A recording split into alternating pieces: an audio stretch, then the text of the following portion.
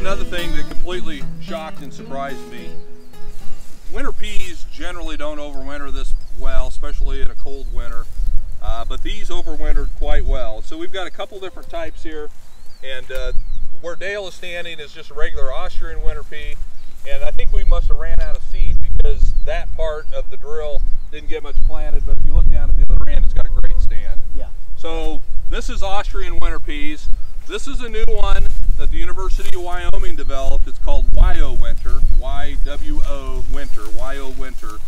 They developed it from Austrian winter peas, but it was selected to survive the harsh winters of eastern Wyoming, which is really probably a better fit for us. Most of the other peas have been kind of developed for that Pacific Northwest area. So again, we generally don't see winter peas overwinter this well. You have to plant them deep, and we did probably have these planted 2.5 to 3 inches deep, which helps. Again, you're going to see everything that grows above the ground is going to freeze off, and you're not even going to see it in the spring. But then they come back and they regrow. And again, this is a great amount of growth, but I wouldn't have wanted till now to have to plant my corn.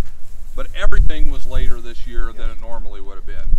But if I could get this kind of growth by mid-May, year in and year out, this would be a phenomenal cover crop. This would be easy to kill with a roller crimper, very easy to plant corn into. And good forage quality as well, if you want that option. One other thing I really like about peas, spring peas, winter peas, everything, is they make a very good nurse crop. If you can come and look at this, we've got some clover coming in underneath this. Look at that. It used to be very common to seed wheat, or to seed clover into wheat, and that practice worked years ago when we didn't fertilize wheat very heavily.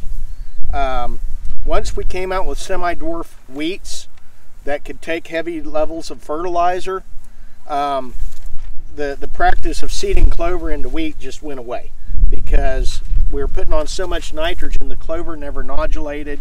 It doesn't nodulate, doesn't grow well. Well, because peas are another legume, they don't need nitrogen fertilizer. So this clover underneath here is going to nodulate very well.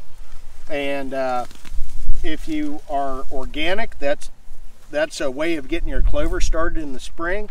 If you're conventional, peas and clover tolerate a lot of the same herbicides. So you can use the same weed control for both crops. And once you harvest the peas, either for forage or for grain, that clover comes on, and then you've got your next cover crop already established. So you can plant a short-term and long-term cover crop in the same pass.